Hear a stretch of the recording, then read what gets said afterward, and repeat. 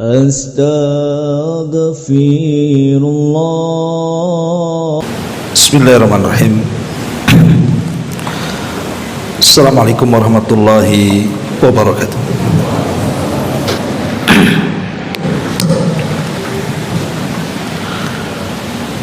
Alhamdulillah wassalatu wassalamu ala rasulillah wa ala alihi wa sahbihi wa mawalah wa la hawla wa la quwata illa billahi wa ba'du. Alhamdulillah, di malam hari ini kembali kita bisa duduk untuk bertolabul ilmi. Salawat dan juga salam kita hadiahkan kepada Rasul kita Nabi besar Muhammad sallallahu alaihi wa ala alihi wasallam.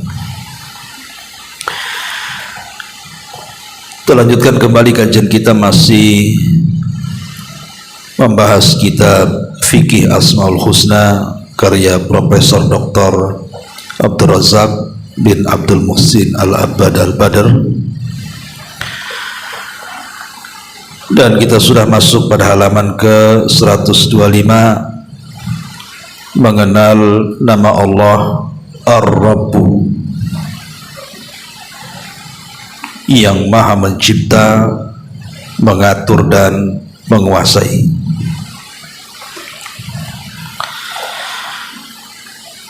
Ma'asyiral muslimin wal muslimat rahimani wa rahimakumullah. Sering saya ulang-ulang bahwa mempelajari nama-nama Allah yang husna, yang baik itu lebih mengenalkan kita kepada Allah subhanahu wa ta'ala. Ketika kita lebih kenal dengan Allah subhanahu wa ta'ala, maka akan tumbuh perasaan cinta dan ta'zim, pengagungan kita kepada Allah. Dan ketika itu sudah tumbuh, maka kita akan lebih taat dengan aturan-aturan Allah, dan akan lebih jauh lagi menjauh daripada larangan-larangan Allah subhanahu wa ta'ala, dan mempertebal harapan dan juga takut lebih kepada Allah subhanahu wa ta'ala. Nah, salah satu nama Allah subhanahu wa ta'ala dari 99 nama adalah Ar-Rabbu, yang maha mencipta, mengatur dan menguasai. Ma'asyiral muslimin yang dimuliakan Allah subhanahu wa ta'ala, kalimat Ar-Rabb dalam Al-Quran itu hampir mencapai 900 kali terulang dalam Quran, baik secara mufrad ataupun secara idhafah. Maksudnya baik secara berdiri sendiri kalimat Ar-Rabb ataupun disandarkan dengan kalimat yang lain. Itu terulang sampai 900 kali. Adapun yang disebut Ar-Rabb saja tanpa diidhafahkan itu sekitar 121 kurang lebih terulang dalam Al-Quranul Karim. Nah, diantaranya di sini pengarang menyebutkan beberapa ayat yang disebut kalimat Ar-Rabb. Surah Al-Fatihah ayat 2, Alhamdulillahi Rabbil Alamin. Segala puja bagi Allah subhanahu wa ta'ala, Rabb semesta alam. Di sini ada kalimat Rabb. Kemudian dalam surah Al-An'am ayat 162 Allah mengatakan, Kul inna salati wa nusuki wa mahyaya wa mamati lillahi rabbil alamin. Katakanlah, sesungguhnya salatku, ibadahku, hidupku dan matiku hanyalah untuk Allah, Rabb semesta alam. Di sini juga ada kalimat Rabb. Kemudian dalam surah Al-An'am ayat 164 Allah mengatakan, Qul aghairallah abghi rabban wa huwa rabbu kulli syai. Katakanlah, apakah aku akan mencari Rabb selain Allah, padahal Dia adalah Rabb bagi segala sesuatu. Di sini terulang 2 kali kalimat Rabb dalam surah Al-An'am ayat 164. Kemudian dalam surah Takwir juga ayat 29, wa ma tasyauna illa an yasha Allahu rabbul alamin. Dan kamu tidak dapat menghendaki menempuh jalan itu kecuali apabila dikehendaki Allah, Rabb semesta alam. Dan Allah Subhanahu wa taala juga mengatakan dalam surah Yasin ayat 58, salamun qaulam mir rabbir rahim. Kepada mereka dikatakan salam sebagai ucapan selamat dari Tuhan atau dari Rabb yang Maha Penyayang.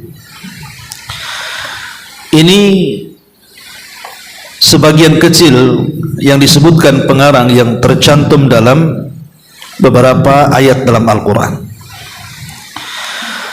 Adapun dalam hadis Nabi SAW disebutkan dalam Sahih Muslim dari hadis Abdullah ibn Abbas radhiyallahu anhuma,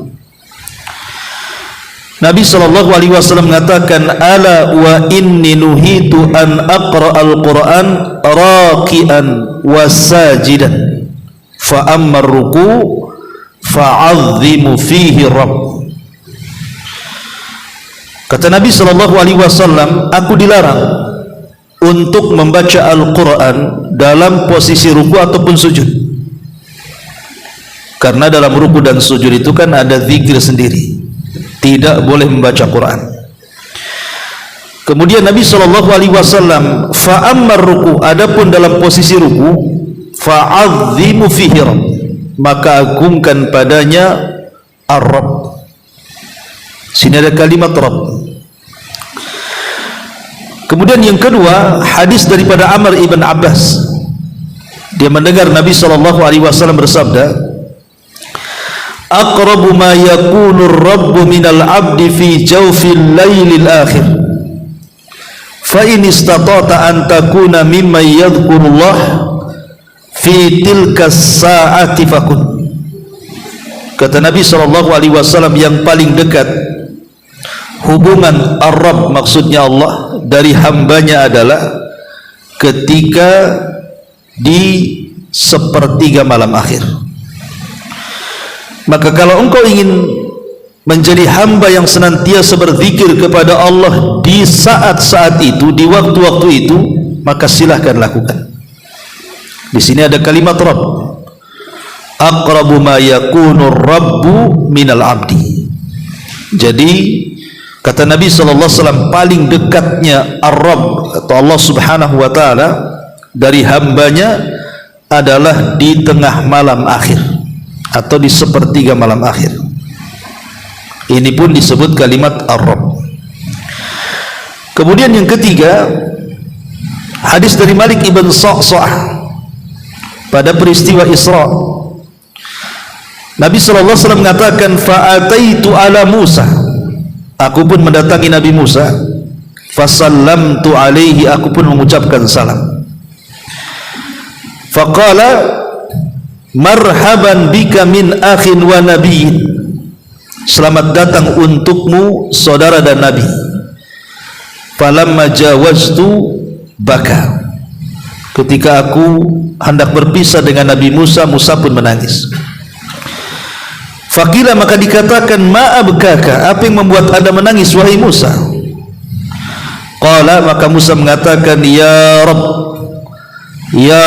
hadzal gulam alladhi bu'itha ba'di yadkhulul jannata min ummati afdal mimma yadkhulu min ummati. Maka Musa mengatakan, ya Rabb, anak muda ini diutus sepeninggalku, tetapi umatnya yang masih sorga jauh lebih banyak dibandingkan umatku yang masuk sorga. Hadis ini dikeluarkan Sahih Bukhari, dan banyak lagi ayat-ayat dan hadis Nabi SAW yang menjelaskan tentang kalimat Ar-Rabb. Taib, untuk lebih dalam lagi, apa makna Rabb itu?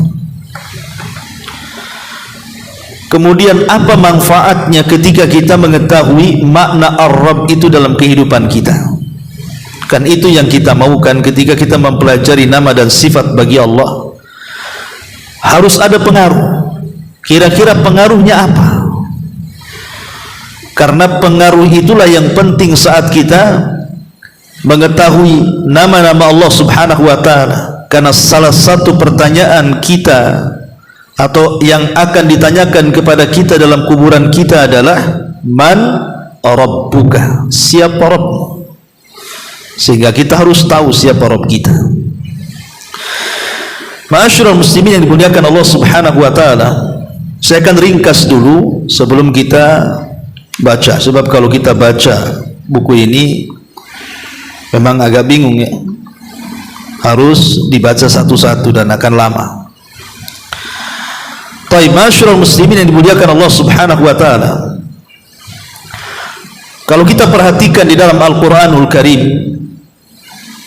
kalimat Rabb ini dijelaskan taqumu ala ruknaini itsnaini. Kalau disebut kalimat Rabb berarti berdiri dua rukun yang memaknai kalimat itu.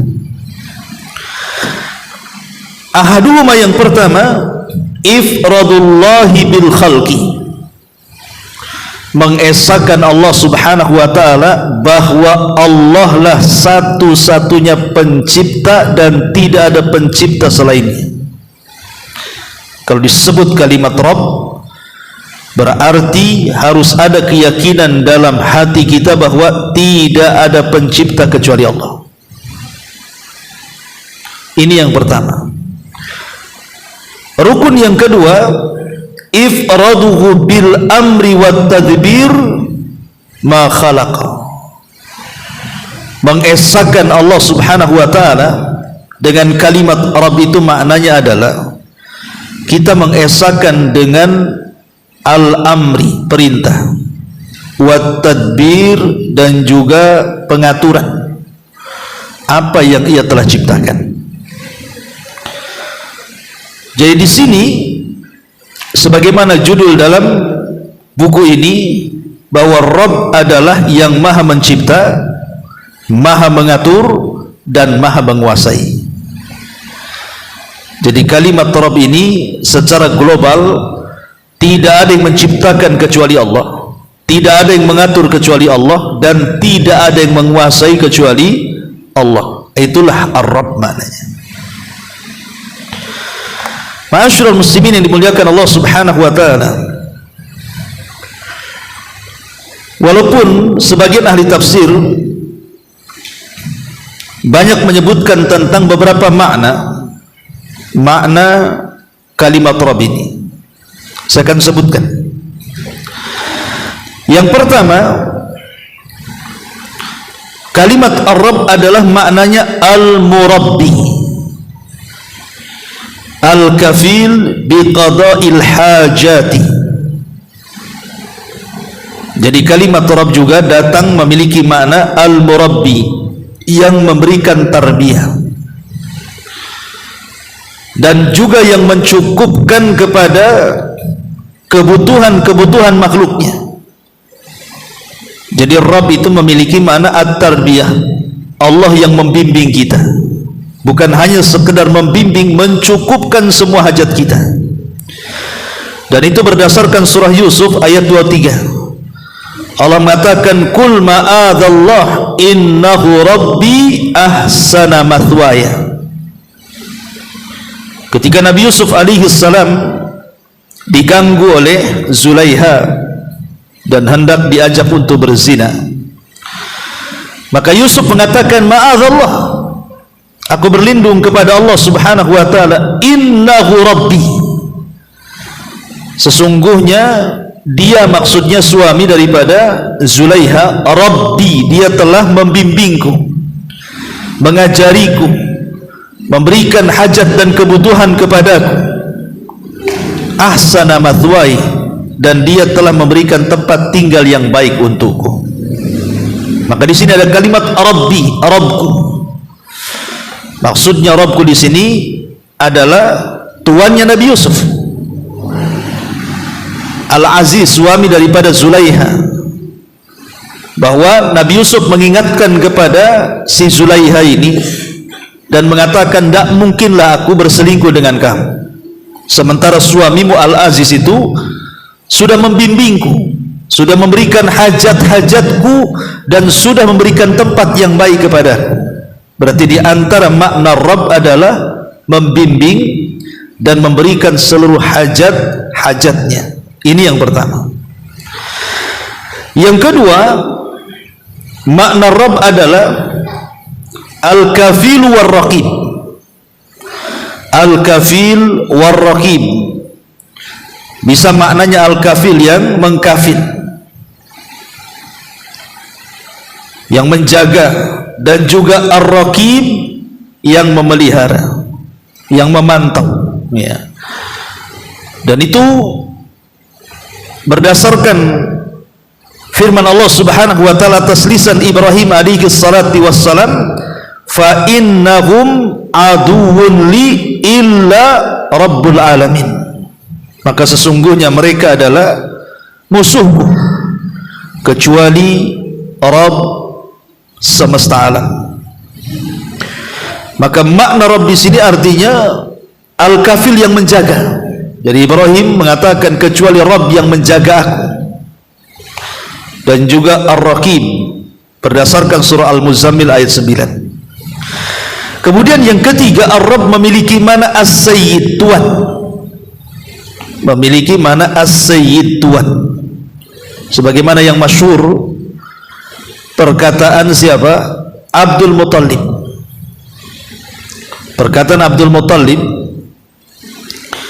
bahwa ketika Abrahatul Asram hendak menghancurkan Ka'bah, apa kata Abdul Muttalib? Adapun unta-unta yang kau cari itu, fa ana rabbul ibil, saya Rabb ibil, Rabbnya unta, maksudnya sayalah tuan-tuan unta, saya pemiliknya. Adapun Ka'bah, falahu rabbun yahmi, dia ada tuannya sendiri yang akan melindunginya, maksudnya Allah Subhanahu wa ta'ala. Jadi makna Rabb juga diartikan Tuhan yang ditaati. Ada juga makna Rabb di sini artinya Al-Malik li syai'i, yang menguasai kepada sesuatu.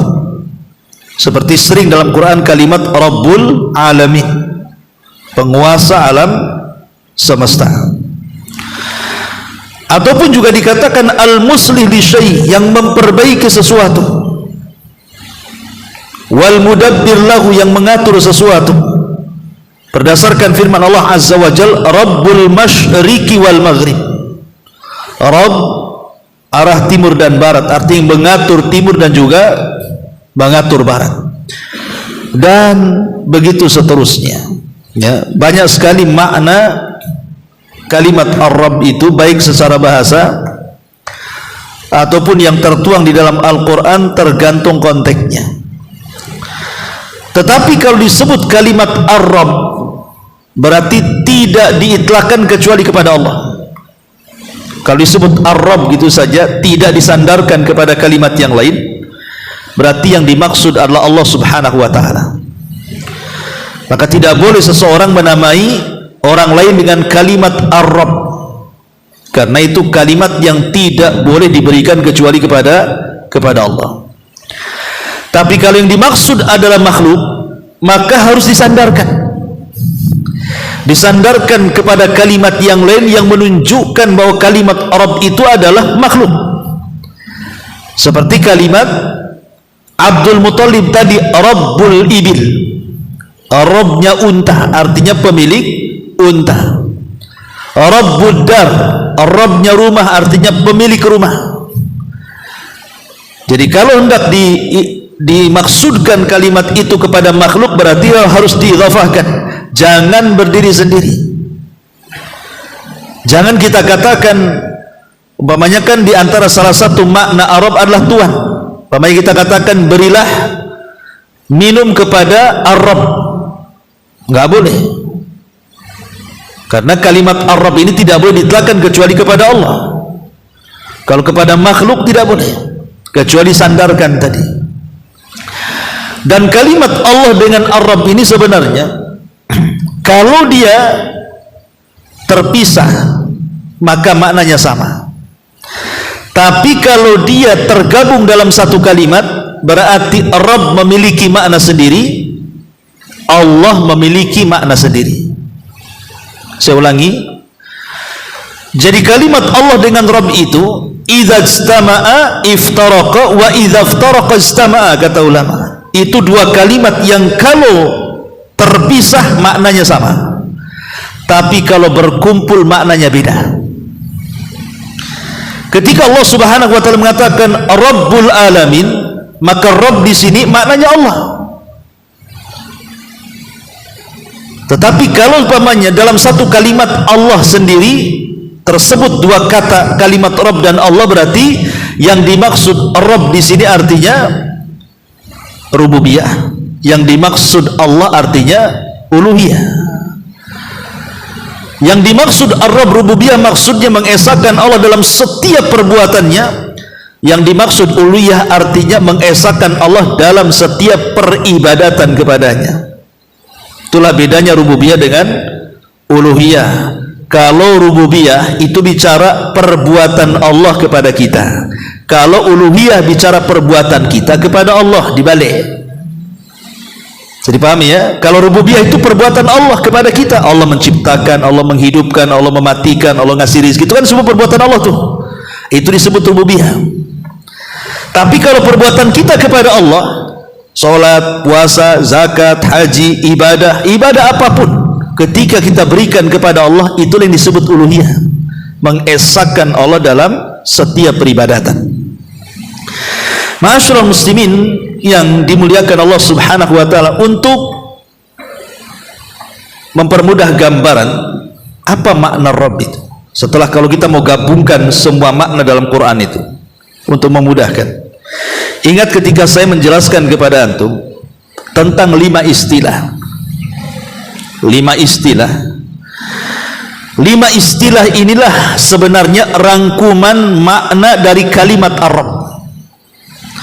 Pertama al-ijad, yang kedua al-i'dad, yang ketiga al-imdad, yang keempat al-irsyad, yang kelima al-is'ad. Saya ulangi.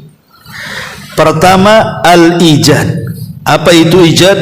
Ijad itu artinya menciptakan, mengadakan. Yang kedua al-i'dad. I'dad itu mempersiapkan. Setelah Allah menciptakan, Allah mempersiapkan ciptaannya. Kemudian yang ketiga al-imdad, memperbanyak. Setelah Allah menciptakan, Allah siapkan, maka Allah perbanyak. Kemudian yang nomor 4 al-irsyad, membimbing, mengarahkan terhadap apa yang sudah diciptakan kepada manusia. Kemudian yang terakhir al-is'ad, dengan itu Allah berikan kebahagiaan kepada kita. Saya contohkan. Sebelum Allah Subhanahu wa taala menciptakan Adam alaihi salam dan juga menciptakan kita, maka Allah Subhanahu wa taala sudah menciptakan bumi ini. Penghuninya belum ada, tapi Allah ciptakan dulu tempatnya. Kan Adam belum dilahirkan, Adam belum diciptakan Allah kan, tapi bumi sudah diciptakan. Makanya ketika Allah Subhanahu wa taala mengatakan kepada para malaikat, inni ja'ilun fil ardi khalifah, sesungguhnya saya akan menjadikan di bumi ini khalifah. Khalifah di sini maksudnya makhluk yang akan terus langgeng bergenerasi sampai kiamat. Jadi sebelum Adam diciptakan, Allah sudah ciptakan langit dan bumi itu. Untuk siapa? Untuk kita. Ini disebut al-ijad. Ya. Kemudian yang kedua, setelah Allah menciptakan bumi ini untuk manusia, maka Allah persiapkan seluruh fasilitasnya. Itulah yang disebut dengan al-i'dad. Allah siapkan fasilitasnya. Allah siapkan sungainya di mana, lautannya di mana, hutannya di mana, gunungnya di mana, jalannya di mana, tempat huninya di mana. Allah siapkan serapih mungkin. Ini yang kedua. Kemudian yang ketiga, al-imdad. Allah perbanyak. Maksudnya Allah perbanyak rizkinya. Dari satu pohon mangga menjadi ratusan pohon mangga, dari ratusan pohon mangga menjadi ribuan pohon mangga. Karena satu pohon mangga ini kalau bijinya umpamanya buahnya sampai 100 buah, kemudian kita tanam semua bijinya dari 100, otomatis jadi 100 pohon mangga, kan begitu. Nanti dari 100 pohon mangga, per satu mangga itu umpamanya buahnya sampai 100 lagi, ditanam lagi 100 pohon lagi, kan begitu akhirnya terus. Allah perbanyak. Umpamanya ada 2 ikan, satu jantan satu betina, kemudian kawin. Kita tahu kalau ikan ini hamil, otomatis kan anaknya bukan satu, kan berudul banyak kan anaknya. Nanti anaknya kalau sudah besar satu dengan lain kawin, kemudian punya anak lagi, maka Allah perbanyak semuanya. Makanya rizki Allah itu tidak mungkin terputus, tidak mungkin terputus. Walaupun satu dunia nangkap ikan di laut, gak akan habis ikan itu. Walaupun satu dunia makan buah-buahan, gak akan habis buah-buahan itu. Kenapa? Karena Allah sudah janjikan al-imdad. Allah akan perbanyak. Untuk siapa? Untuk kita. Setelah Allah subhanahu wa ta'ala kemudian al-imdad dari semua rizki Allah, baik tumbuh-tumbuhannya, dari biji-bijiannya, buah-buahannya, baik hewan-hewanannya, hewan darat, hewan laut, hewan udara, dan begitu seterusnya. Baru kemudian yang keempat yang disebut dengan al-irsyad. Allah bimbing kita manusia. Bagaimana caranya nangkap ikan, Allah kasih pengetahuan. Bagaimana caranya nanam padi sampai panen, Allah kasih pengetahuan. Bagaimana caranya kita ini mencari bahan-bahan obat-obatan, ini yang boleh dimakan, ini yang tidak, ini yang mengobati, ini yang tidak, ini yang bahayakan, ini yang tidak. Allah berikan pengetahuan, Allah bimbing kita. Maka setelah itu baru yang terakhir al-is'ad, kita dapat kebahagiaan. Dengan fasilitas Allah dan rizki Allah itu kita jadi bahagia. Itulah secara global makna Rabb namanya.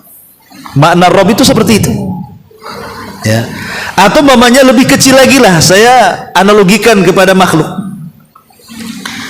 Mamanya antum menikah, nampak istri udah hamil mau punya anak. Akhirnya kita udah siapkan tuh fasilitas anak kita, mulai rumahnya, pakaiannya, makanannya, pendidikannya, bimbingannya, kasih sayangnya, tarbiyahnya, dan begitu seterusnya. Berarti kita ini adalah Rabbul Manzil namanya. Kita ini selaku bapak disebut Rabb, pemilik rumah. Karena kita memfasilitasi satu rumah itu untuk anak kita. Ketika anak kita betul-betul lahir, dia sudah berada dalam rumah. Makannya sudah antum siapkan, minumannya sudah antum siapkan. Nanti besar sedikit antum sudah siapkan sekolahnya. Besar sedikit antum siapkan guru-guru ngajinya, bimbingannya, semuanya. Lah itu disebut Rabb. Kita ini Rabb namanya, yang membimbing anak kita. Nah itu skala kecilnya lah makna Rabb itu. Lah Allah subhanahu wa ta'ala walillahil mathalul a'la. Maka Allah itu seperti itu kepada kita. Allah sediakan fasilitasnya, Allah perbanyak fasilitasnya, Allah bimbing kita lagi. Bukan hanya sekedar membimbing kita, mengarahkan insting kita, tidak, diutus nabi lagi, diturunkan kitab lagi, diarahkan lagi, ini yang hak, ini yang batil. Itulah Rabb namanya. Bisa dipahami? Ya, itulah makna Rabb. Ya. Ma'asyiral muslimin yang dimuliakan Allah Subhanahu wa taala. Makanya di sini pengarang mengatakan makna Ar-Rabb adalah zat yang memiliki rububiyah atas semua makhluknya secara penciptaan, kekuasaan, pengaturan, dan perbuatan. Ini adalah nama yang menunjukkan akan banyak makna, bukan hanya satu makna saja. Ibnu Jarir At-Tabari rahimahullahu ta'ala berkata, Ar-Rabb dalam bahasa Arab memiliki banyak makna. Di antaranya seorang tuan, sayyid, atau tokoh yang ditaati dalam masyarakat, disebut Rabb juga. Seseorang yang dapat memperbaiki sesuatu, al-muslih itu disebut Rabb. Ataupun pemilik sesuatu juga disebut Rabb. Dan masih ada makna selain itu yang intinya kembali kepada 3 makna di atas. Maksudnya 3 makna itu bahwa Allah yang menciptakan, Allah yang mengatur, dan Allah yang menguasai. Itu inti dari semuanya. Ya, kalau antum baca ya memang intinya seperti itu, akan dibolak-balikan di makna itu sebenarnya. Ya. Ma'asyiral muslimin yang dimuliakan Allah Azza wa Jalla. Di sini ada perkataan pengarang yang bagus sekali.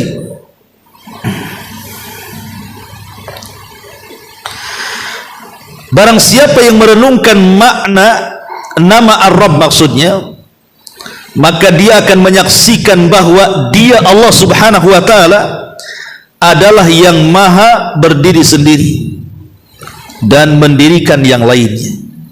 Jadi Allah itu tidak berhajat kepada makhluknya, tapi justru dia yang mengayomi makhluknya. Dia yang menakdirkan setiap jiwa dengan kebaikan dan kejelekan.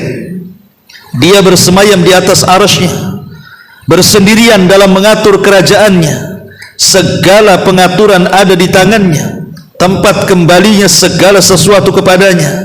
Segala bentuk pengaturan alam semesta turun dari sisinya lewat tangan-tangan para malaikat, baik berupa pemberian, pencegahan, merendahkan, meninggikan, menghidupkan, mematikan, mengangkat, memberhentikan, menggenggam dan membentangkan, menghilangkan kesulitan, menolong orang-orang yang membutuhkan, dan mengabulkan orang-orang yang dalam kesulitan. Dari sini Allah mengatakan, yas'aluhu man fis samawati wal ard kulla yaumin huwa fi sya'n. Semua yang ada di langit dan di bumi selalu minta kepadanya setiap waktu. Allah dalam kesibukan. Allah itu sibuk setiap harinya, ya, mengatur hamba-hambanya lewat para malaikat. Ya, dengan cara apa? Si fulan dihidupkan, lahirlah manusia. Si fulan diwafatkan, matilah manusia. Si fulan diangkat menjadi pemimpin, si fulan pula diberhentikan menjadi pemimpin. Si fulan diberikan kekayaan, si fulan pula dimiskinkan. Si fulan dijayakan, si fulan pula dilemahkan. Dan begitu seterusnya. Si fulan diberikan pertolongan, yang ini pula dihinakan. Maka itulah makna Ar-Rabb. Jadi Allah Subhanahu wa ta'ala yang melakukan segala sesuatu terhadap makhluknya, baik kebaikan ataupun keburukan, semua datang dari Allah Subhanahu wa ta'ala. Ma'asyiral muslimin yang dimuliakan Allah Subhanahu wa ta'ala, kalau sudah demikian, kita tahu secara global apa makna Rabb. Nanti antum bisa baca sendiri, ya. Lalu apa faedahnya? Apa sih manfaatnya ketika kita sudah mengenal makna Ar-Rabb ini? Ma'asyiral muslimin yang dimuliakan Allah Subhanahu wa ta'ala, yang pertama faedahnya adalah an ta'lama anna Allah ta'ala lahu uluwus sya'ni wal qahri wal fawqiyati wa awsaf al-azamata wal kibriya wa annahu la yunazi fi dhalik fataqthadi minka dhullan wa inkisaran wa iftiqaran. Ketika kita sudah paham, sudah tahu makna Ar-Rabb tadi, bahwa Allah itu yang menguasai, yang mengatur, yang menciptakan, yang mematikan, yang menghidupkan, dan begitu seterusnya, maka kita tahu bagaimana ketinggian Allah Subhanahu wa ta'ala, bagaimana kekuatan Allah Subhanahu wa ta'ala, bagaimana keagungan Allah Subhanahu wa ta'ala, bahwa tidak ada yang menciptakan kecuali Allah, dan Allah tidak bantu saat menciptakan. Tidak ada satupun yang membantu Allah saat menciptakan makhluk-makhluknya. dan tidak ada satupun yang membantu saat pengaturannya, karena makhluk adalah milik dia, pengaturan semua milik dia, kekuasaan semua milik dia. Maka dari sini lahirlah sebuah keyakinan kepada kita bahwa Allah itu atas segala sesuatu maha mampu. Dengan itulah kita wajib merendahkan diri kepada Allah, kita wajib berhajat kepada Allah, merasa miskin kepada Allah Azza wa Jalla. Karena siapa kita di hadapan Allah? Allah maha kaya, maha kuat, maha perkasa, maha segala-galanya. Kita mau sombong pula di hadapan Allah? Maka dengan mengenal kalimat Ar-Rabb, tumbuhlah perasaan kerendah dirian kita di hadapan Allah Subhanahu wa taala. Ini yang pertama. Ya. Yang kedua adalah antashtairah tiwalal waqti annaka abdun lahu rabb. Harus punya perasaan dalam hati kita ini setiap waktu bahwa kita ini seorang hamba dan di atas sana ada Rabb yang senantiasa mengawasi kita, yang mengatur kita, yang sewaktu-waktu bisa mematikan kita. Sehingga dengan seperti itu tumbuh rasa takut, akhirnya kita terus bertobat kepada Allah Azza wa Jalla dan kembali kepada Allah Azza wa Jalla. Seperti kisahnya siapa? Kisahnya Bishr al-Hafi. Bishr al-Hafi ini ikhwan, disebut Hafi itu karena tidak mau pakai sandal sebenarnya kan. Jadi kemana-mana nyeker bahasa kitanya. Bishr al-Hafi, maka disebut Bishr al-Hafi yang tidak pakai sandal. Ya kayak orang-orang desa itu kan biasanya zaman dulu, ya kan, zaman nggak enak gitu ya, antum yang mengalami mungkin di desa kan, kita ini jarang pakai sandal dulu kan, bahkan ke sekolah aja jarang pakai sepatu, bahkan pulang dari sekolah dijinjing pula sepatunya kan gitu ya. Tapi maksudnya Bishr al-Hafi ini ada kisahnya, kenapa dia ulama satu-satunya yang kemana-mana nggak pakai sandal tuh, Bishr al-Hafi. Jadi satu hari Bishr al-Hafi ini dulunya ahli maksiat. Bishr al-Hafi itu ahli maksiat dulu, suka mabuk, main perempuan, pokoknya terkenal karena dia orang kaya. Bishr al-Hafi itu seorang pedagang sukses ya. Dan suka mengundang wanita-wanita untuk menyanyi di rumahnya, berjoget, mabuk dan begitu seterusnya. Jadi satu hari ada orang soleh. Orang soleh ini lewat di depan rumahnya Bishr al-Hafi. Maka dilihatlah rumah itu ramai dengan musik, ya, dengan biduan-biduan wanita mabuk dan begitu seterusnya. Jadi orang soleh ini kemudian memanggil-manggil orang yang dalam rumah itu, tapi Bishr tidak keluar, yang keluar budak perempuannya dan mengatakan, ada apa Tuhan? Maka orang ini mengatakan, hadza baitu abdin, katanya. Hadza baitu abdin. Ini rumahnya hamba ya. Hamba itu maksudnya budak. Bishr itu kan bukan budak, orang merdeka ya. Kemudian orang ini pergi.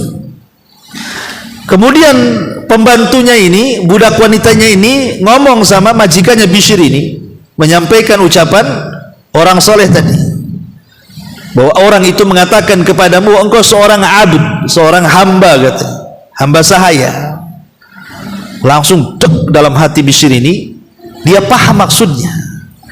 Maksud ucapan orang soleh itu bukan hamba di sini, bukan lawan daripada orang merdeka, tidak. Maksudnya orang soleh itu mengatakan, engkau ini hamba Allah, tidak takutnya kepada Allah, gitu maksud. Maka dia merasa tuh ucapan itu masuk dalam hatinya. Langsung dia kemudian keluar menyusuri orang soleh ini, terus sampai akhirnya ketemu di padang pasir, nasihatnya, akhirnya tobat. Selepas itu dia berjanji semenjak tobat, karena dia kan ketika mengejar orang soleh itu sampai putus sandalnya, kemudian nggak pakai sandal lagi. Kemudian dia berjanji setelah tobat, dan saya tidak akan pakai sandal lagi. Nah, sejak itulah orang memanggilnya Bishr al-Hafi ya, Bishr al-Hafi. seorang ulama zahid, zuhud gitu ya, taubat habis itu, tidak ada lagi mabuk, tidak ada lagi main perempuan, betul-betul yatafarraq fil ilmi, memang betul-betul dia mencari ulama, belajar, akhir menjadi alim, tapi kemana-mana nggak mau pakai sandal. Itu aja kan itu. Namanya Bishr Al-Hafi. Yang ingin saya katakan, bagaimana Bishr Al-Hafi ini, sebab tobatnya adalah ketika diingatkan bahwa kita ini seorang abdun, seorang hamba. Berarti kalau kita sudah terasa kita ini seorang hamba, berarti di sana ada Tuhan, ada Rabb. Itulah Rabb Allah Subhanahu wa taala, dan kita adalah hambanya. Ini yang kedua. Yang ketiga, ya, ketika kita mengenal makna Rabb bahwa Allah itu adalah Ar-Rabb yang maha menguasai, mengatur, memiliki, menghidupkan, mematikan, menghancurkan, dan begitu seterusnya, berarti di sini mewariskan kepada kita tawadhu'an li rabbih wa tauhidan lahu. Tertanam kepada kita harus adanya ketundukan, rendah diri kepada Rabb, tidak sombong, dan juga senantiasa mentauhidkan Allah Subhanahu wa taala. Termasuk yang keempat juga tumbuh redha, tumbuh perasaan redha. Redha terhadap apa? Terhadap takdirnya, terhadap keputusannya. Karena Allah Subhanahu wa taala kan memberikan segalanya kepada kita dan sudah membagi-baginya. Contoh, Allah itu Ar-Razzaq yang maha pemberi rizki, dan Ar-Razzaq itu bagian daripada makna Rabb, ya. Bagian daripada makna Rabb itu ya Ar-Razzaq itu. Karena ketika kita bicara Rabb berarti bicara rububiyah. Ketika kita bicara rububiyah berarti kita bicara seluruh perbuatan Allah, termasuk memberikan rizki, menghidupkan, mematikan, dan itu semua di bawah makna Ar-Rabb. Ketika itu kita pahami bahwa Allah Subhanahu wa taala yang berikan rizki dan Allah yang kemudian membagi-bagikan rizki itu, maka kita harus yakin dengan qadha wa qadar, beriman dengan takdir Allah Subhanahu wa taala, redha dengan pemberian Allah Subhanahu wa taala. Karena Allah yang menciptakan kita, Allah yang tahu maslahat kita. Kan Allah yang menciptakan kita, Allah yang tahu maslahat kita. Ketika Allah yang tahu maslahat kita, terkadang ada orang yang kemudian diberikan kekayaan lebih, ada orang yang dimiskinkan lebih. Karena boleh jadi kalau seandainya orang kaya ini yang beriman, kalau Allah miskinkan dia bisa kufur. Dan orang miskin ini yang sudah beriman, kalau dikayakan dia melampaui batas. Atau orang sakit, kalau seandainya disehatkan dia kufur. Atau orang sehat, kalau dia disakitkan dia kufur. Allah tahu maslahat itu semuanya. Makanya kalau kita ditimpa musibah ataupun ditimpa kenikmatan dari Allah Subhanahu wa taala, dua sifat tidak boleh, tidak ada dalam diri kita. Pertama syukur, dan yang kedua sabar. Karena itu sifatnya seorang mukmin. Jadi dengan mengenal Ar-Rabb makin tumbuh rasa redha dengan takdir Allah Subhanahu wa taala. Ma'asyiral muslimin yang dimuliakan Allah Subhanahu wa taala, termasuk juga di antara faedahnya adalah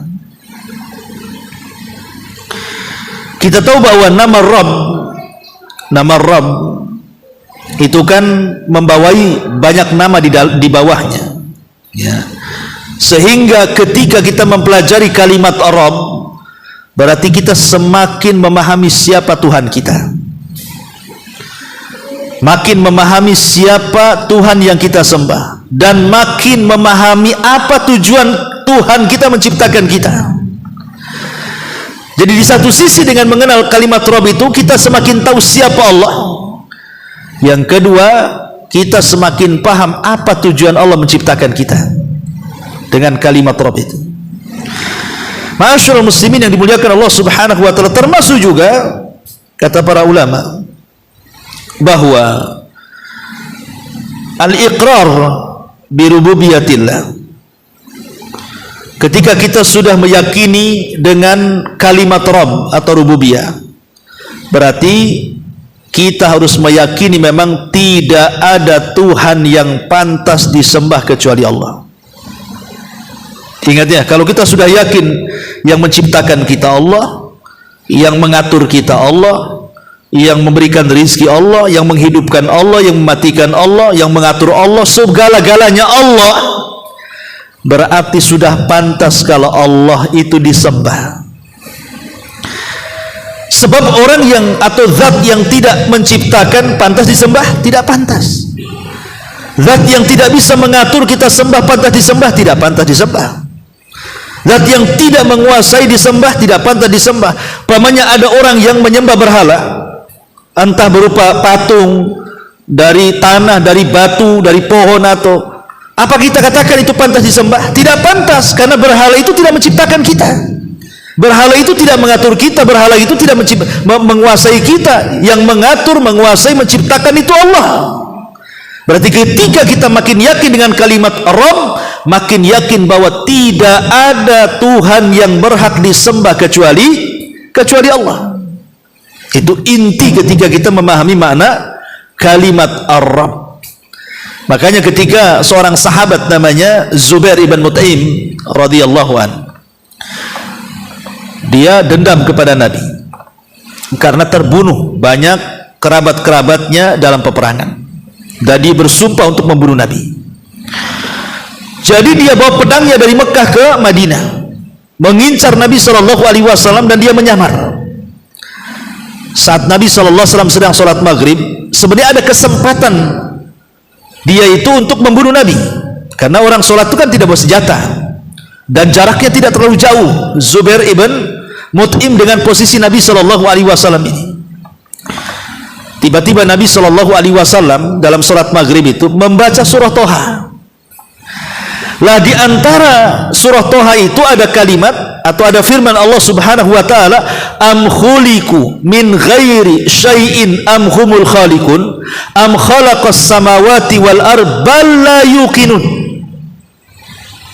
Ayat ini menyindir berhala-berhala jahiliyah, berhala-berhala yang disembah orang-orang kafir jahiliyah yang menyembah Lata, Uzza, Manat, Hubal yang berupa batu, kayu, dan begitu seterusnya. Jadi kata Zubair ini, dia mengatakan apa? Hatta qalbi an yatir. Ketika mendengar ayat itu, hatiku hampir terbang. Kemudian pedangnya disarungkan kembali. Kemudian tidak jadi membunuh Nabi. Ketika selepas sholat maghrib, dia datang kepada Rasul dan mengatakan, ya Muhammad, asyhadu an la ilaha illallah wa asyhadu annaka Rasulullah. Demi Allah, dulu tidak ada manusia yang paling aku benci kecuali kamu. Sekarang tidak ada manusia yang paling aku cintai kecuali kamu. Kenapa bisa jadi berubah tuh Zubair ini? Padahal niatnya membunuh Nabi, tiba-tiba kemudian taubat dan masuk Islam. Karena dia menyadari tentang ketuhanan. Perhatikan ayatnya. Am khuliqu, apakah mereka berhala-berhala itu diciptakan min ghairi syai'in, dari sesuatu? Ini kan pertanyaan. Apakah berhala itu diciptakan dari segala sesuatu? Jawabannya bisa iya, bisa tidak. Ya. Ataukah pertanyaan yang kedua, mereka tercipta dengan diri sendiri, tahu-tahu ada? Kemudian yang ketiga, apakah berhala-berhala disembah itu mampu menciptakan langit dan bumi? Maka Allah tutup ayatnya, bal la yuqinun, bahkan orang musyrik yang menyembah itu tidak yakin juga dengan sesembahannya. Karena kan ada tiga pertanyaan nih kepada orang yang menyembah berhala itu. Apakah berhala itu dibuat dari segala sesuatu? Ataukah berhala itu terbuat dengan sendirinya? Ataukah berhala itu yang menciptakan alam semesta? Jawab. Nah gitu ya. Ya kita katakan, yang pertama pertanyaannya, apakah berhala itu terbuat dari segala sesuatu? Iya, dia terbuat dari segala sesuatu, dari pohon, dari batu, dari apa. Berarti dia bukan pencipta, tapi dia diciptakan. Dia bukan pencipta kan? Diciptakan. Macam mana zat yang diciptakan kemudian kita sembah? Kita yang menciptakan dia, tiba-tiba makhluk yang kita ciptakan kita sembah pula. Terbalik, harusnya dia yang menyembah kita, kan begitu, yang menciptakan. Yang kedua, ataukah dia tercipta dengan diri sendiri? Mustahil. Kalau ujug-ujug ada mustahil kan itu. Pasti ada yang menciptakan, ada yang merangkai, ada yang membuat. Berarti dia bukan Tuhan, karena ada yang merangkai, ada yang membuat, ada yang memahat, ada yang membikin. Ataukah pertanyaan ketiga, ataukah yang kau ciptakan itu, yang menciptakan alam semesta? Ya mustahil loh diajak kamu yang ciptakan, kau ujung-ujung mau menciptakan alam semesta dari mana kan gitu. Berarti dari sini kata Zubair bin Mu'in, wow, kau itu enggak benar semua itu sembahan Lata, Uzza, Manat, Hubal itu. Sejak itulah dia bertobat. Makanya kita katakan dengan memahami kalimat Rabb, semakin yakin bahwa Allah lah Tuhan yang pantas disembah. Karena kalau kita sudah yakin bahwa Allah yang menciptakan, Allah yang mengatur, Allah yang menguasai, Allah yang menghidupkan, mematikan, dan begitu seterusnya, berarti dia sudah layak untuk disembah. Adapun Tuhan selain Allah yang tidak menciptakan, mengatur, memiliki, tidak sanggup untuk menghidupkan, mematikan, dan begitu seterusnya, maka itu tidak pantas disembah. Berarti ketika kita beriman dengan kalimat Rabb, mengharuskan Allah itu zat yang pantas disembah. Sudah dipahami ya? Ya. Itulah makna kenapa kemudian makna Rabb ini luar biasa. Ma'asyiral muslimin yang dimuliakan Allah Subhanahu wa taala, bahkan di dalam Al-Qur'anul Karim kalimat Rabb ini Allah Subhanahu wa taala membanggakan dirinya dengan kalimat Rabb dan disandarkan dengan makhluk-makhluknya. Seperti mamanya Allah Subhanahu wa taala memuji dirinya dan mengatakan Rabbul Alamin, bahwa dia Allah Subhanahu wa taala adalah Rabb semesta alam. Ya. Kemudian juga Allah Subhanahu wa taala mengatakan Rabbul Arsyil Azim, dia adalah Rabb pemilik arsy yang sangat agung. Tidak ada makhluk yang lebih besar melebihi makhluk yang namanya arsy, yang kalau seandainya, jangan cerita arsy, kursi saja di bawahnya dibandingkan dengan langit dan bumi seperti cincin dilempar ke padang pasir. Cincin itu langit dan buminya, kursi itu adalah padang pasirnya. Kalau digabung kursi, langit, bumi dibandingkan dengan arsy Allah, sama dengan cincin dilempar padang pasir. Cincinnya itu kursinya, langitnya, buminya, padang pasir itu arsy-nya. Bagaimana penciptanya Allah Subhanahu wa taala? Allahu Akbar. Makanya Allah mengatakan Rabbul Arsyil Azim. Dia Rabb pemilik arsy yang agung. Dan Allah juga memuji dirinya dengan menyandarkan Rabbus Samawati wal Ardh. Dia Rabb pemilik langit dan bumi. Apa isi langit, apa isi bumi, Allah lah Rabbnya. Dan Allah juga mengatakan Rabbu abainal awwalin, qala rabbukum wa rabbu abaikumul awwalin. Allah ingatkan dia adalah Rabb kalian dan Rabb bapak-bapak kalian. Dan Allah juga mengatakan Rabbul masyriqi wal maghrib, dia Rabb yang timur, yang barat, yang utara, dan yang selatan. Artinya alam semesta ini ada penciptanya, ada pengaturnya, ada yang menguasainya. Siapa? Rabbul Alamin, Allah Subhanahu wa taala. Ma'asyiral muslimin yang dimuliakan Allah Subhanahu wa taala, sedemikian dahsyatnya kalimat Rabb ini, ikhwan. Makanya kenapa kemudian di dalam Al-Qur'anul Karim apabila kita mengkisahkan tentang kisah doanya para nabi, dan hampir kebanyakan doanya para nabi itu memulai dengan kalimat Ar-Rabb. Bahkan ada sebagian ulama mengatakan bahwa man qala ya Rabb khamsa marratin, barang siapa yang ketika berdoa mengatakan ya Rabb, ya Rabb, ya Rabb, ya Rabb, ya Rabb sampai 5 kali, ya. Ya, dan dia meyakini dengan kalimat itu, antum meresapi kalimat itu ya Rabb, maknanya ya Rabb, engkau Tuhan yang menciptakan aku, yang mengatur aku, yang memiliki aku, menghancurkan, menghidupkan, memberikan rezeki, terus antum paham dengan kalimat itu dan antum ulang sampai 5 kali, maka dikatakan ujibat da'watuhu idza lam yakun thamma mani, maka doa antum akan diijabah kalau tidak ada penghalang-penghalang doa. Kemudian berdalil dengan firman Allah Subhanahu wa taala dalam surah Al-Imran surah Al-Imran ayat 191 sampai 195. Saya baca ayatnya. Allah Subhanahu wa taala mengatakan, alladzina yadhkurunallaha qiyaman wa qu'udan wa ala junubihim wa yatafakkaruna fi khalqis samawati wal ard rabbana ma khalaqta hadza batila subhanaka faqina adzabannar. Yaitu orang-orang yang mengingat Allah sambil berdiri, duduk dan dalam keadaan berbaring, dan mereka memikirkan tentang penciptaan langit dan bumi seraya berkata Rabbana. Ini Rabb pertama. Kalimat Rabb pertama dalam surah Al-Imran. Rabbana, ya Rabb kami, tidaklah engkau menciptakan semua ini sia-sia. Maha suci engkau, lindungilah kami dari azab neraka. Ini satu. Kemudian ayat berikutnya Rabbana, ada Rabb lagi di sini dua kali. Rabbana innaka man tudkhilin nar faqad ahzaitah wa ma lidh-dhalimin min ansar. Ya Rabb kami, sesungguhnya orang yang engkau masukkan ke dalam neraka, maka sungguh engkau telah menghinakannya, dan tidak ada seorang penolong pun bagi orang-orang zalim.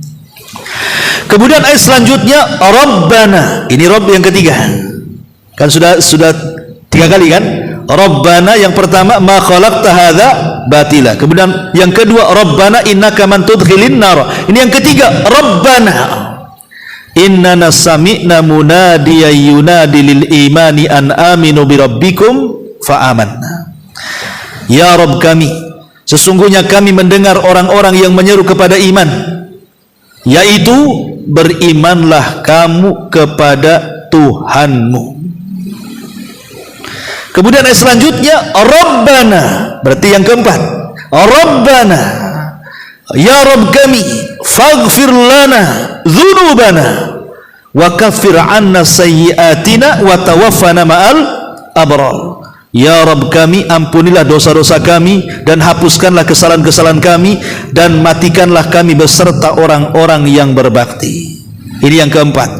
Dan yang kelima Rabbana wa atina ma wa'adtana ala rusulika wa la tuhzina yaumal qiyamah innaka la tukhliful mi'ad. Ya Rabb kami, berilah kami apa yang engkau telah janjikan kepada kami melalui rasul-rasulmu, dan janganlah engkau hinakan kami pada hari kiamat, sungguh engkau tidak pernah mengingkari janji. Berarti ada 5 kalimat Rabbana. Lihat bagaimana ujung ayatnya, fastajaba lahum rabbuhum, maka Rabb mereka memperkenankan doa-doa mereka. Setelah Allah menyebut 5 kalimat Rabbana, kemudian Allah tutup ayatnya fastajaba lahum, Allah ijabah doanya. Sehingga sebagian para ulama beristihad bahwa kalau antum berdoa menyebut kalimat Rabbana 5 kali, selama tidak ada penghalang doa, mustajab doa antum. Dalilnya surah Al-Imran ayat 191 sampai 195. Jadi kita antum berdoa ya Rabb, ya Rabb, ya Rabb, nah gitu ya, sampai 5 kali. Ya. Maka kalau tidak ada penghalang-penghalang doa, maka insya Allah doa kita akan dijabah. Karena hampir doa para nabi dan rasul, ikhwatu fiddin muliakan Allah Subhanahu wa taala, itu semua memulai dengan kalimat Rabb. Maka siapapun yang mengangkat kedua tangan dan mengatakan ya Rabb, maka tidak akan kecewa kita. Pasti akan Allah ijabah doa-doa kita. Ma'asyiral muslimin, kenapa demikian? Apa rahasianya? Rahasianya, sebagian ulama mengatakan ketika kita membahas tentang Ismul A'zam, nama Allah yang agung, yang kalau kita berdoa dengan nama Allah itu pasti akan diijabah.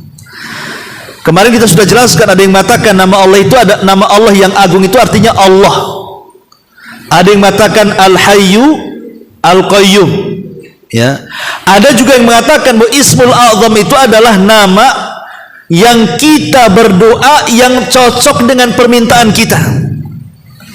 Jadi kalau kita umpamanya minta rizki, berarti Ismul A'zamnya ya Razzaq, wahai zat pemberi rizki. Kalau kita minta ampun, berarti Ismul A'zamnya ya Ghaffar. Kalau kita ini lemah dan ingin ditolong kan itu ya, berarti ismul azamnya ya qawi kan itu ya. Jadi nama-nama Allah yang sesuai dengan permintaan kita itu ismul azamnya menurut sebagian ulama. Tapi ada juga yang mengatakan ismul azam itu adalah kalimat ya Rabb. Ada juga yang berpendapat ya Rabb itu bagian daripada ismul azam. Makanya kalau kita berdoa dengan mengatakan ya Rabb, apalagi sampai 5 kali ya berdasarkan surah Al-Imran tadi, maka insya Allah kalau tidak ada penghalang dalam doa kita, maka Allah akan ijabah doa-doa kita. Memang ada hadis juga yang mengatakan, riwayat 3 kali mengatakan ya Rabb itu mustajab, tapi dilemahkan para ulama. Syekh Albani melemahkan riwayatnya ya. Ma'asyiral muslimin yang dimuliakan Allah Azza wa, ini diantara makna daripada Ar-Rabb ya. Antum baca sedikit, tinggal sedikit ya, karena intinya insya Allah tidak jauh dari yang saya terangkan ya. Karena kalau kita baca satu-satu perkataan beliau akan memakan waktu, dan beliau mengulang-ulang juga kalimatnya sehingga akan menghabiskan waktu. Tapi antum bisa baca sendiri, nanti kalau memang nggak paham minggu depan baru antum tanyakan. Kemudian juga yang ingin saya tambah bahwa ada kesyirikan dalam kalimat Rabb ini yang harus dihindari ya. Apa saja kesyirikan-kesyirikan yang harus dihindari dalam kalimat Ar-Rabb ini? Karena bagaimanapun Ar-Rabb ini kan bahasa daripada Ar-Rububiyah ya. Tauhid yang kita yakini di sana ada Al-Uluhiyah, Rububiyah, nama dan sifat bagi Allah Subhanahu wa taala. Pertama adalah Al-Ilhad. Ilhad itu artinya tidak mengakui adanya Tuhan, tidak mengakui adanya Allah. Mereka lah yang disebut dengan orang-orang ateis ya. Orang-orang ateis, PKI bahasa kitanya ya, orang ateis tidak mengakui Tuhan, maka mereka sudah menyimpang dalam kalimat Rabb. Bagaimana tidak ada Tuhan? Ya ada Tuhan lah. Yang kecil-kecil saja, yang seperti yang dikatakan Abu Hanifah, pembuatan perahu saja tidak mungkin ujug-ujug terjadi. Pasti ada yang menumbangkan pohonnya, ada yang memotong kayunya, ada yang menyerutnya, ada yang kemudian menembelkannya, ada yang merangkainya, jadilah dia perahu. Itu saja harus dibuat. Perahu saja ada yang buat rumah. Tidak mungkin ujug-ujug ada rumah tuh. Pasti ada yang buat, ya kan? Ada tukangnya, ada tukang gambarnya, ada alat-alatnya, ada materialnya. Jadi rumah saja ada yang buat. Segala sesuatu di bumi ini ada yang buat. Lah kalau seandainya makhluk yang kecil seperti rumah saja, perahu, mobil dan begitu seterusnya ada yang buat, lah alam semesta sebesar ini masa nggak ada yang buat? Ya adalah yang buat Allah Subhanahu wa taala. Makanya kemudian penyimpangan dalam kalimat Rabb ketika seseorang itu memiliki keyakinan ilhad, mengingkari tidak ada Tuhan. Orang-orang ateis, sebenarnya orang ateis sendiri dalam hatinya itu pasti akan mengatakan ada Tuhan. Fir'aun saja mengatakan saya Rabb kalian yang paling tinggi, ketika mati dia mengatakan aku beriman dengan Rabbnya Musa. Itu Fir'aun tuh. Kan Fir'aun kan tidak mengakui adanya Tuhan kan? Karena dia mengakui dia yang Tuhan. Fir'aun itu bahkan dengan tegas dia mengatakan ana rabbukumul a'la, saya Rabb kalian yang paling tinggi. Tapi ketika dia ditenggelamkan, sadar dia bukan Tuhan. Masa Tuhan tenggelam? Makanya dia mengatakan amantu bi rabbi Musa wa Harun, aku beriman dengan Rabbnya Musa dan Harun katanya. Karena itu fitrah. Adanya Tuhan loh fitrah. Orang-orang musyrik Arab ketika ditanya siapa yang menciptakan langit dan bumi, mereka mengatakan Allah. Itu orang musyrik itu. Dan Allah katakan dalam Al-Quran, wala in sa'altahum man khalaqas samawati wal ard la yaqulun Allah. Kalau seandainya orang-orang musyrik ditanya siapa yang menciptakan langit dan bumi, maka mereka akan mengatakan Allah. Karena itu fitrah, ikhwan. Rububiyah itu fitrah, tidak mukmin, tidak kafir. Pasti mereka beriman dengan rububiyah. Tanya aja kepada siapapun yang beragama, Nasrani, Hindu, Buddha, atau siapalah, siapa yang menciptakan langit dan pasti mereka bilang Tuhan. Tuhan yang menciptakan. Tuhan yang mana satulah, itulah kemudian menjadi perbincangan. Menurut ini Tuhannya, tapi intinya kan Tuhan. Itulah rububiyah namanya. Rububiyah itu artinya Allah memfitrahkan kepada kita bahwa tidak mungkin alam semesta ini terwujud begitu saja, tapi ada penciptanya, pengaturnya, dan penguasanya. Dialah Allah. Dan itu diyakini oleh mukmin dan kafir. Makanya ulama mengatakan orang yang baru meyakini tauhid rububiyah tidak dinyatakan muslim sampai dia mentauhidkan uluhiyah. Karena orang kafir pun mentauhidkan rububiyah, mengakui bahwa pencipta alam semesta ini Allah, tapi mereka tidak mentauhidkan dalam bab uluhiyah. Mereka tidak menyembah Allah, yakin bahwa yang menciptakan Allah, tapi yang disembah pula batu. Berarti belum masukkan mereka ke dalam Islam sampai mereka mentauhidkan uluhiyah. Ini yang pertama. Yang kedua, ya, ta'tilul masnu' an sani'ihi wa khaliqihi. Meyakini bahwa di sana ada pencipta. Jadi di sana ada pencipta, pengatur selain daripada Allah Subhanahu wa taala, seperti keyakinan di negeri kita kan. Orang-orang yang hidup di pesisir-pesisir pantai selatan itu, mereka meyakini bahwa sebagian pantai itu dikuasai oleh seorang wanita namanya Nyi Roro Kidul.